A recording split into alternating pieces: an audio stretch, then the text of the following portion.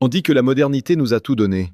Mais mets une poule de batterie industrielle à côté d'une vieille Koura Domashka des villages ukrainiens des années 1940 et tu verras la comparaison la plus gênante de notre époque.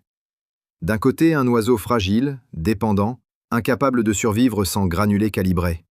De l'autre, une survivante, une vraie, qui a tenu sous la neige noire du blocus, sous la sécheresse du Donbass, sous les vents brûlants du Kazakhstan. Si tu cherches le secret de la résilience, il ne se trouve pas dans les manuels de nutrition animale produits par les géants de l'agro-industrie. Il se trouve dans les poulaillers communautaires, ces petites forteresses rurales qui ont sauvé des villages entiers quand l'histoire s'acharnait.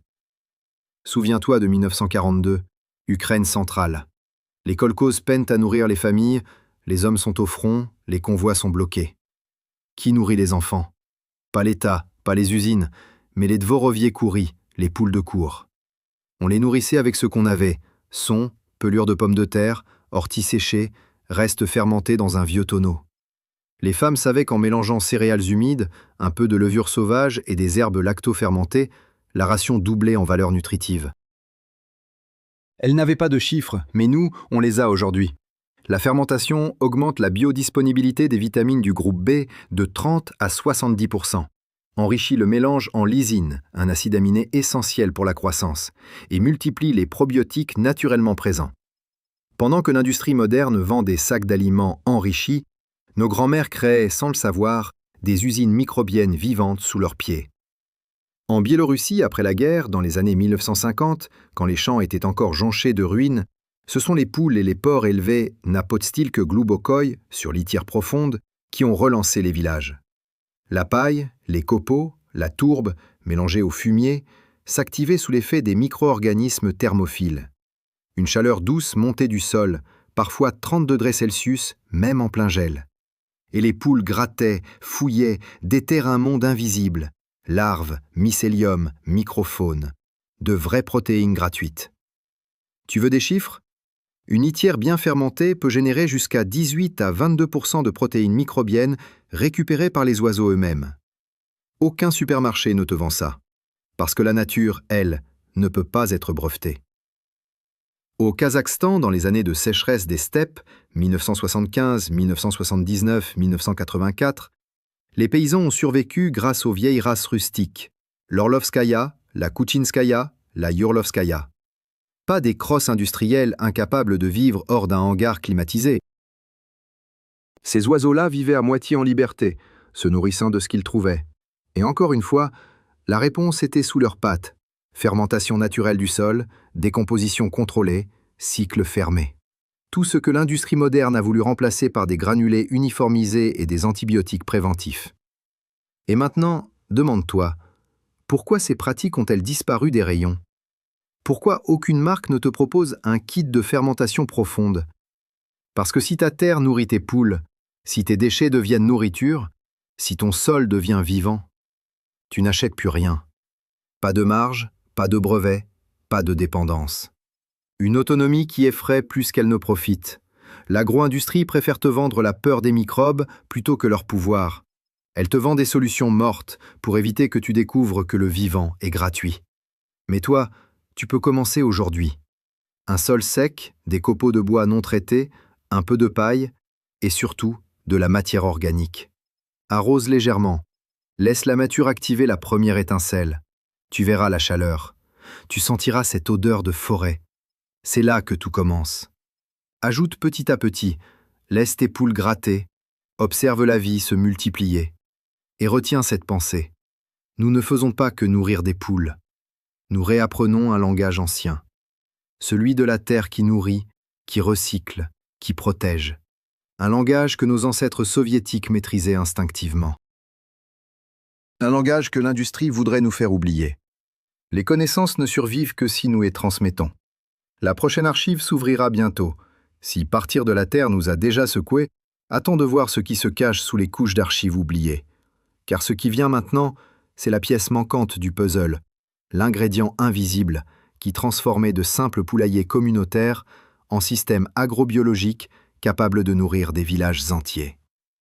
On croit souvent que l'innovation vient d'en haut, signée par des instituts, des laboratoires, des experts en blouse blanche. Pourtant, le vrai génie naît souvent dans un seau en métal cabossé derrière une isba.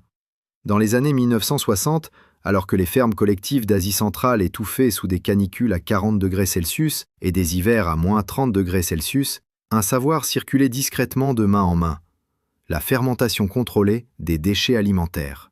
Les babouchkas du Ferghana prenaient les épluchures de betteraves, le son de blé humide, les fans de carottes, ajoutaient une poignée de zakvaska, cette fermentation starter improvisée, puis enterraient le tout dans un tonnelet en bois. Après 3 à 7 jours, un aliment riche, acide, vivant surgissait. Personne ne parlait encore de probiotiques, de lactobacilles, d'acides organiques. Pourtant, ce mélange surpassait en valeur nutritive les aliments achetés à prix d'or. Aujourd'hui, nous savons pourquoi. La fermentation augmente la présence d'acide lactique, jusqu'à 1,8 à 2,5%, réduit les pathogènes, crée un complexe de vitamines B1, B2, B6, B12 et enrichit le mélange en acides aminés facilement assimilables comme la méthionine et la lysine, 2 carburants essentiels pour la ponte. Pendant que les villages kazakhs utilisaient ce procédé par instinct, les chercheurs de Novosibirsk ont publié en 1971 des observations fascinantes. Des poules nourries avec des rations fermentées présentent une absorption protéique 22% plus élevée, un développement du plumage accéléré et une résistance accrue aux infections entériques. Mais ces résultats restèrent presque invisibles, enterrés sous les priorités du moment. Industrialisés, standardisés, mécanisés. La diversité microbienne n'entrait pas dans les plans quinquennaux. Ironique, n'est-ce pas? Les microbes qui pouvaient nourrir tout le monde ne figuraient dans aucune stratégie agricole. Parce qu'on ne peut pas les vendre, parce qu'on ne peut pas les breveter, parce qu'ils appartiennent à la terre, pas au catalogue d'usines. Et pendant que l'industrie construisait des hangars immenses en tôle froide, les villages continuaient à survivre grâce à leur ingéniosité. En 1985, dans la région de Gomel, bien avant que la radioactivité ne bouleverse tout, les fermes collectives utilisaient déjà un système complet de cycles fermés. La litière profonde chauffait naturellement, attirant des lombrics et microlarves. Les poules les consommaient, produisant un fumier transformé qui enrichissait les jardins potagers. Ces jardins produisaient des fans, des feuilles, des racines excédentaires, retournant ensuite dans les barils de fermentation. Ce n'était pas un processus romantique ou idéologique, c'était une réponse pratique à la pénurie. Et cette réponse battait de loin les solutions modernes. Un poulailler de 20 mètres carrés pouvait nourrir 40 poules avec seulement 35 à 40% d'aliments achetés. Compare cela à la dépendance totale actuelle aux granulés industriels. Une dépendance entretenue, amplifiée, rentabilisée. Prenons un instant pour disséquer le mécanisme biologique, car tout cela n'est pas de la magie, mais une orchestration de vie microscopique. Au cœur de la fermentation se trouvent les lactobacilles. Ces bactéries consomment les sucres végétaux et les transforment en acide lactique, ce qui 1. Stabilise le mélange, 2. Inhibe plus de 90% des pathogènes courants, 3. Préserve les protéines en les prédigestant.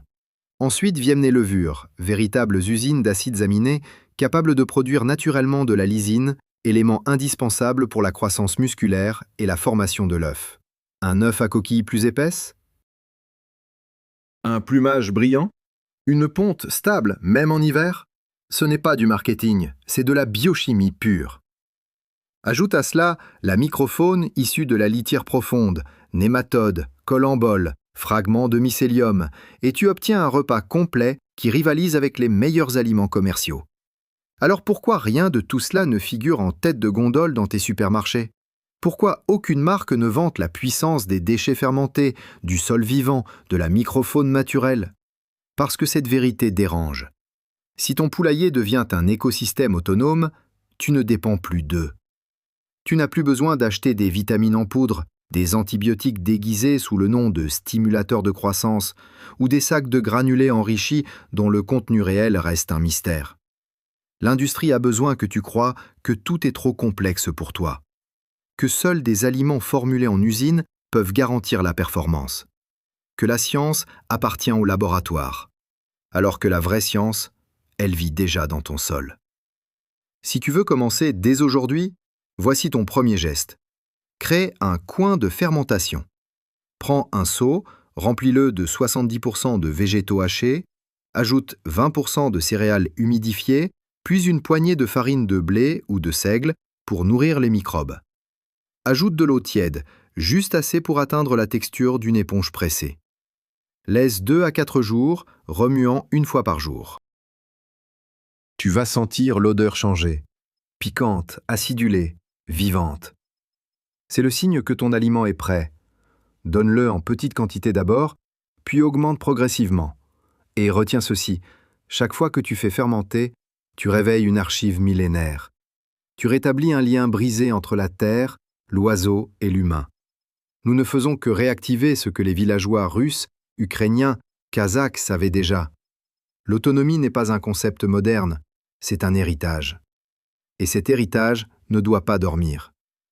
Si nous ne le transmettons pas, il disparaîtra. Mais si nous le réveillons, alors la prochaine archive, celle qui dort encore dans les sous-sols de nos traditions, pourra enfin s'ouvrir. Avant de te révéler la mécanique intime du sol vivant, il faut que je t'emmène dans un lieu que l'histoire officielle ne mentionne presque jamais. Les stations expérimentales rurales de l'URSS. Pas celles bourrées d'appareils sophistiqués, non, celles faites de briques rugueuses, de fenêtres givrées et d'un fouillis de cages où cohabitaient poules, canards, lapins et parfois même un renard apprivoisé par un technicien zélé. Dans les années 1958 à 1963, près de Poltava, dans ce qu'on appelait alors la zone des sols noirs, les chercheurs observaient un phénomène étrange. Des poules élevées sur des litières de paille et de sciure mélangées à du compost semi-fermenté grossissaient plus vite que les lots témoins nourris avec des rations standardisées du ministère. Les registres d'époque notent une différence moyenne de 18% de masse corporelle à 8 semaines et une réduction quasi totale des diarrhées. Le responsable scientifique de l'époque, un certain Dr T, écrivant à la machine sur un papier jaunissant, parlait d'un « sol énergétiquement actif ». Le terme fera sourire plus d'un technocrate des décennies suivantes, mais il résume pourtant l'essentiel. Le sol produit, le sol chauffe, le sol nourrit. Découvre ça. En 1967, au nord de la région de Smolensk, un hiver monstrueux abat la température à moins 42 degrés Celsius. Les poulaillers des fermes collectives gèlent, meurent, se vident. Sauf un petit bâtiment de 14 mètres carrés construit par un vieux mécanicien qui refusait les nouvelles directives. Il utilisait une litière profonde de tourbe locale, mélangée avec des copeaux de pin et du fumier compacté.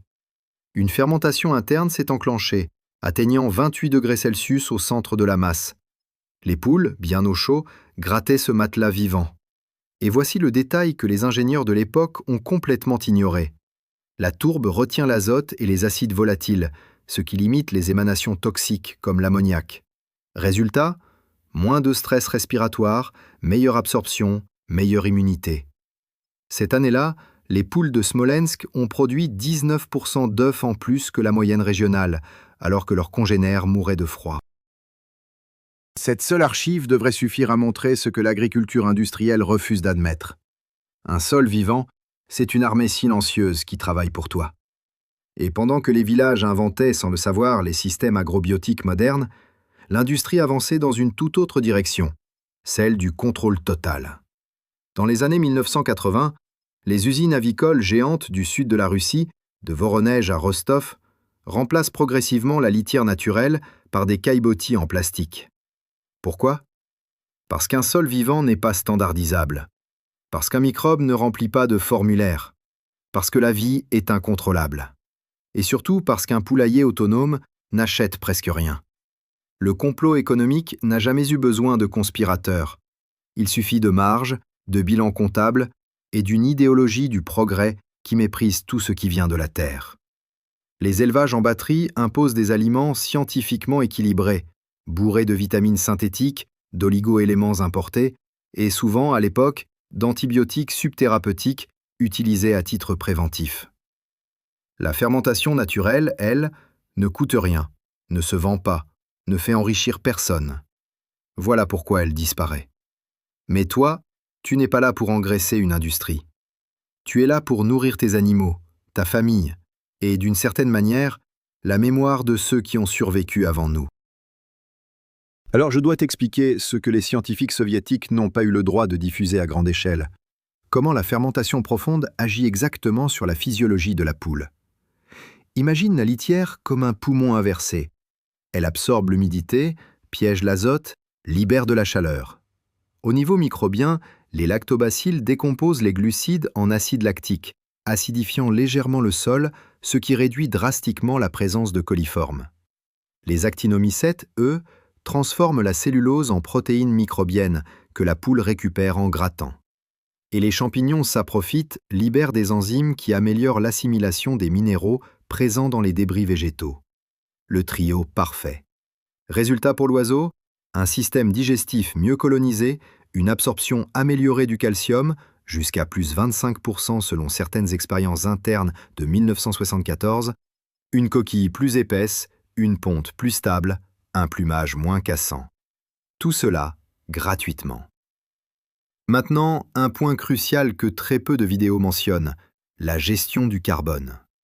Les anciens kolkhozes utilisaient systématiquement des matériaux riches en carbone, paille, sure, tourbe, parce que cela équilibre l'excès d'azote du fumier. Une litière riche en carbone égale pas d'odeur, pas d'ammoniac, pas de stress respiratoire. À l'inverse, une litière pauvre en carbone égale infection, humidité, maladie. Cette règle simple explique pourquoi tant de petits poulaillers modernes échouent. Ils ne comprennent pas que le sol doit être nourri autant que la poule. La poule donne ses déjections, toi, tu donnes du carbone.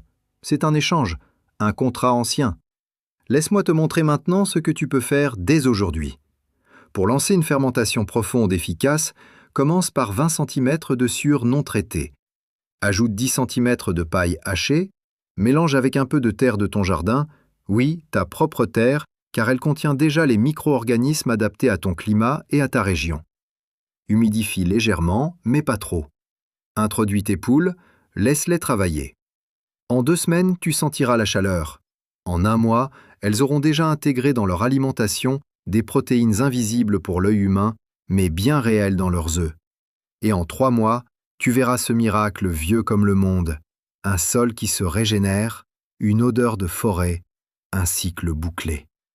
Mais retiens ceci, le retour à ces pratiques n'est pas un caprice nostalgique, c'est un acte de résistance. Un refus du modèle où tout doit être acheté, mesuré, emballé. Un retour à la sagesse des villages du Don, de Polésia, de l'Altaï. Un retour à nous-mêmes. Car une exploitation ne devient autonome que lorsqu'elle cesse de dépendre d'un marché qui la considère comme un simple débouché. Et ces connaissances, ces gestes, ces archives, elles ne survivent que si nous les transmettons. C'est notre responsabilité. La Terre se souvient de tout, mais les humains oublient vite.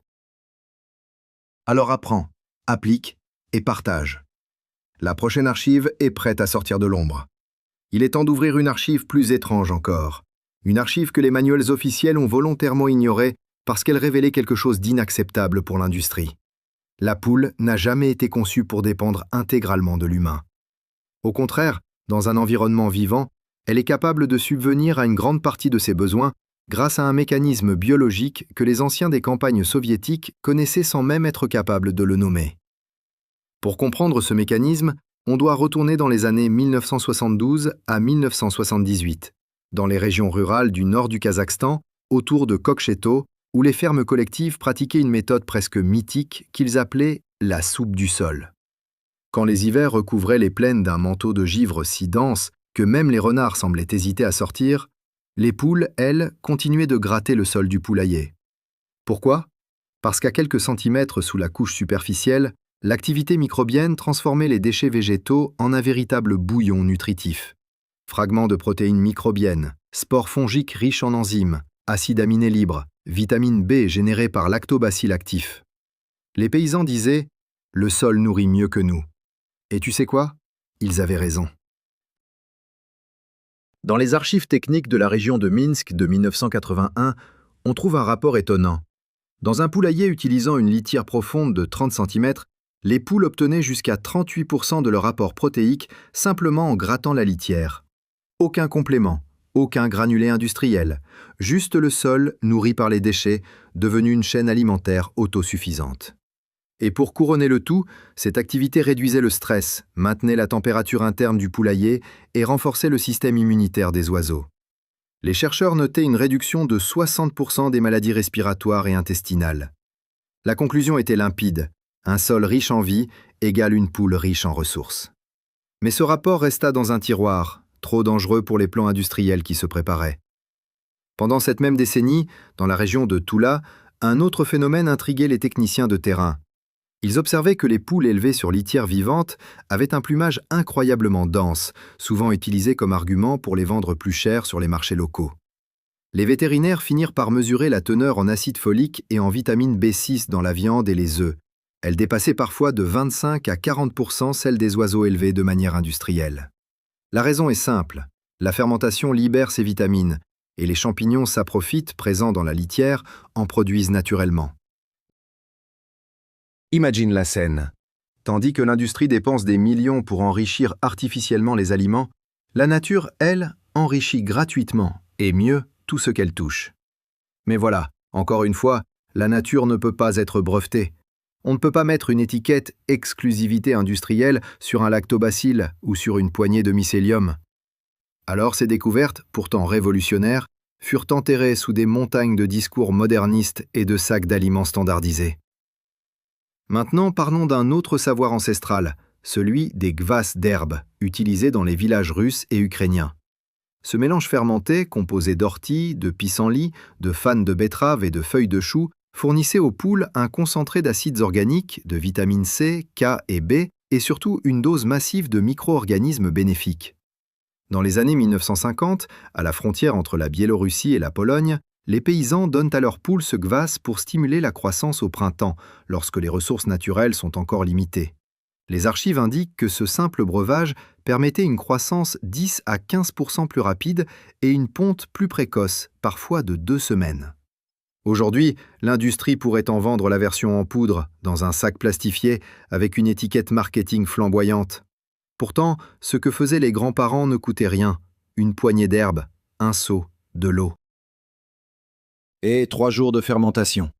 L'essentiel, c'est que les poules recevaient un booster naturel de probiotiques et de vitamines, renforçant leur microbiote intestinal. Et quand leur microbiote est fort, tout est fort. Croissance, ponte, résistance aux maladies. Tu veux un autre secret, gardé longtemps dans les campagnes du sud de la Russie? L'usage du mâche fermenté aux céréales. Blé concassé, seigle trempé, avoine écrasée, mélangé dans un seau avec un peu de levain naturel récolté, dans la cuisine familiale. Après 24 heures, le mélange devient acide, mousse légèrement, contient jusqu'à 20% de protéines microbiennes biodisponibles. Les poules l'adorent. Et comme si ce n'était pas assez, la fermentation dégrade les antinutriments des céréales, acide phytique, inhibiteur enzymatique, ce qui libère le calcium, le phosphore, le zinc, augmentant leur absorption jusqu'à 50%. Voilà pourquoi dans les villages du Kouban, la coquille des œufs était si solide qu'on disait en rigolant qu'elle pouvait servir de balle pour jouer au lapta. Le plus fascinant dans tout ça? Ces pratiques n'étaient pas des rituels, pas des mythes, c'était de la science appliquée sans le savoir. Une science née du besoin, du froid, de la faim, de la débrouille. Et aujourd'hui, toi, petit ou grand éleveur, tu peux la ressusciter sans aucun équipement sophistiqué. Tu veux commencer simple? Essaye ça. Prends un seau de 10 litres, remplis-le d'un mélange d'orties hachées et de fanes de légumes. Ajoute une poignée de céréales brisées, couvre d'eau, introduis une cuillère de ton levain maison, ferme avec un tissu. Attends 3 jours. Tu viens de créer un super aliment ancestral. Donne-en un peu à tes poules, observe. Le changement est rapide. Elles deviennent plus actives, leur plumage se développe, leur appétit industriel diminue. Et toi, tu gagnes de l'autonomie. Car c'est bien ça le mot-clé, autonomie. Cette autonomie que l'industrie rejette, que la modernité déteste, que les anciens protégeaient comme un trésor. Être autonome, ce n'est pas retourner dans le passé. C'est comprendre que le futur appartient à ceux qui savent utiliser les forces naturelles au lieu de s'y opposer. C'est renouer avec les racines des campagnes post-soviétiques, avec ces gestes simples qui ont sauvé des vies, nourri des familles, résisté aux guerres, aux famines, aux coupures d'approvisionnement. Et souviens-toi de ceci, une connaissance qui n'est pas transmise meurt. Une archive qui reste fermée se transforme en poussière. Alors lis, expérimente, enseigne à ton tour. Ce que nous réveillons ici n'est pas une mode, c'est un héritage. Et tant qu'il vivra à travers tes mains, aucune industrie ne pourra l'effacer. Dans un instant, la prochaine archive s'ouvrira, et avec elle, un secret encore plus profond. Avant de refermer ce chapitre et d'ouvrir la prochaine archive, il me reste à te révéler ce que j'appelle la pièce manquante, celle qui, dans les vieilles campagnes soviétiques, faisait toute la différence entre un élevage ordinaire et une véritable machine d'autosuffisance. Cette pièce, tu la trouveras dans les années 1946 à 1953, en Ukraine et en Russie centrale, au moment où les villages se relevaient à peine des destructions. Les terres étaient épuisées, les entrepôts vides, les voies ferrées imprévisibles. Pourtant, certains villages sortaient miraculeusement de la misère, produisant plus d'œufs que les kolkhozes mieux équipés. Pourquoi ? Parce qu'ils maîtrisaient un savoir que l'on n'enseigne nulle part aujourd'hui.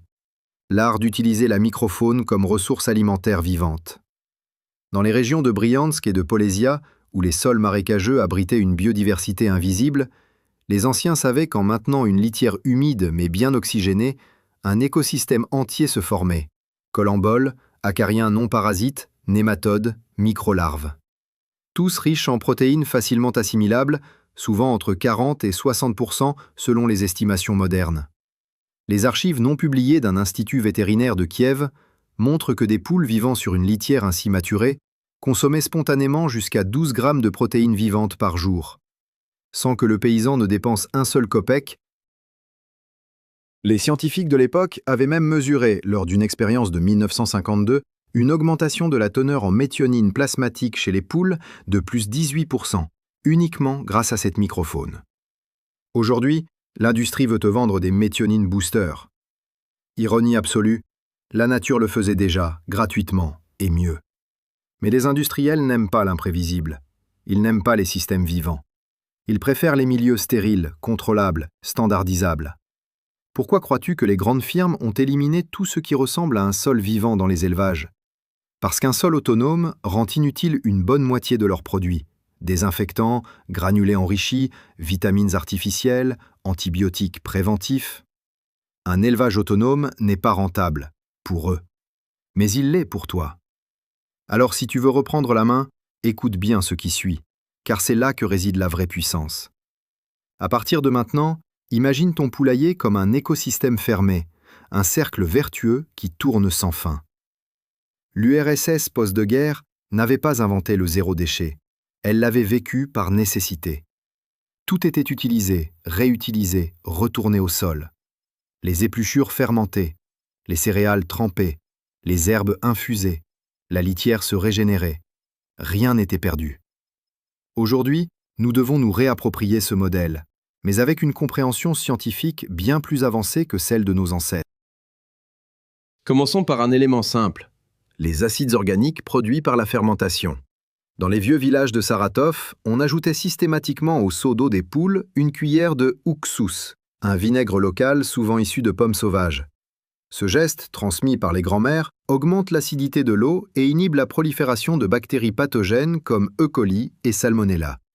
Les analyses modernes montrent que même 0,5% d'acide acétique améliore la digestibilité des protéines et réduit le stress intestinal. Voilà pourquoi les poules des campagnes tombaient rarement malades, alors que celles des élevages industriels, malgré un arsenal de produits, sont constamment fragilisées. Elles vivent dans un environnement mort. Mais ce n'est pas tout. Dans les régions de Tambov et du Don, les éleveurs pratiquaient un rituel que l'on pourrait croire folklorique. Ils enterraient des seaux de grains sous la neige pendant 48 heures. Les grains, partiellement gelés, subissaient une forme de préfermentation enzymatique. Les analyses modernes montrent que ce traitement augmente la disponibilité de l'amidon et libère davantage de sucre simple, facilitant la digestion. En d'autres termes, ces paysans, sans aucune instrumentation, avaient inventé un précurseur du cold soaking utilisé aujourd'hui dans certaines industries agricoles de pointe.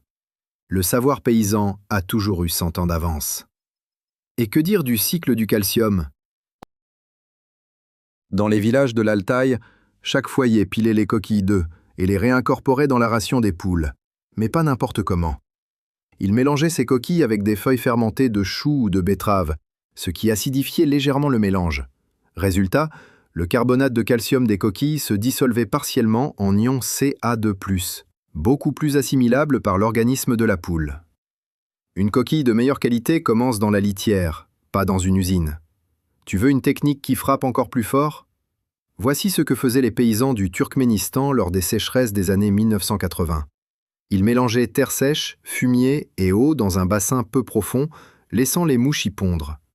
Une génération de larves se développait, et les poules, en liberté contrôlée, venaient picorer ces larves riches en protéines et en lipides. C'est ce que l'on appellerait aujourd'hui un système biologique d'élevage de protéines alternatives. Là encore, gratuit, local, efficace. Pourquoi l'industrie n'en parle pas? Parce que cela court-circuite toute la chaîne agroalimentaire. Voici maintenant le guide pratique, le cœur de ce que tu peux mettre en place dès aujourd'hui, sans argent, sans machine, sans dépendre d'aucune entreprise. Construis une litière profonde vivante, 20 cm de sûr, plus 10 cm de paille, plus un peu de terre de ton jardin. Laisse les microbes travailler. Nourris-les avec les déjections de tes poules. Ajoute des feuilles sèches, des déchets de légumes, un peu d'eau si nécessaire. Prépare un aliment fermenté simple. Épluchure, plus son, plus eau, plus un peu de levain. Attends 3 jours. Donne une poignée par poule. Ajoute du vinaigre naturel à l'eau, 1 cuillère par litre. Stabilise leur flore intestinale. Réutilise tout, coquilles fermentées, fanes de légumes, herbes sauvages. Transforme ton poulailler en organisme vivant. Et pour finir, souviens-toi de cette vérité que les anciens n'auraient jamais osé formuler ainsi, mais qu'ils incarnaient de tout leur être. Revenir à la terre, ce n'est pas revenir en arrière. C'est revenir à ce qui fonctionne, à ce qui nourrit, à ce qui libère. Dans un monde où tout se vend, tout se monétise, tout s'emballe sous plastique, choisir la fermentation, le sol vivant, le cycle fermé, c'est un acte d'indépendance, une déclaration, une renaissance.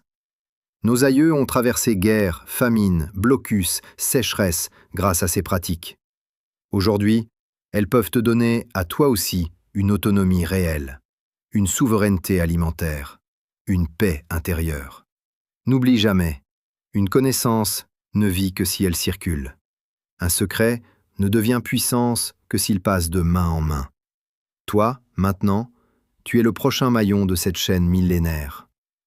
La prochaine archive est prête, et quand elle s'ouvrira, elle changera encore une fois ta manière de voir la terre, les poules, et ton propre rôle dans ce cycle éternel.